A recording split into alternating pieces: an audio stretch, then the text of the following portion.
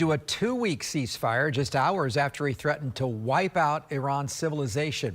Good evening, I'm Greg Warmith. I'm Martha Sigalski. As of now, Israel is still striking Iran even after the ceasefire was established. We're monitoring these strikes as the information is still coming in and it is fluid. The president made this threat on his social media account this morning where he promised, and I'm quoting here, "A whole civilization will die tonight, never to be brought back again.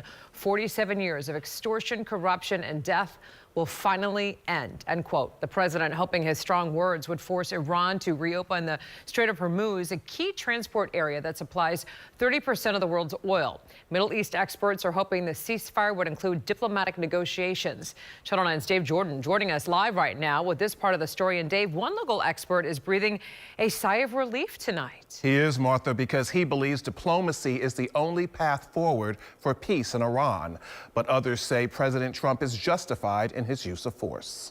News that Iran and the U.S. have agreed to a 2-week ceasefire late Tuesday night was like music to the ears of UCF International Relations professor Houman Sadri. Diplomacy takes time. Diplomacy requires negotiation, requires patience. For Sadri, this conflict is personal.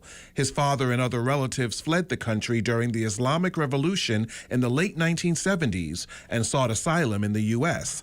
Sadri is no fan of the Islamic Republic, but does not support this war. I think, we are always better off to use diplomacy to come up with some kind of win-win situation. The U.S. and Israel launched strikes on Iran in late February amid concerns Iran was developing nuclear weapons.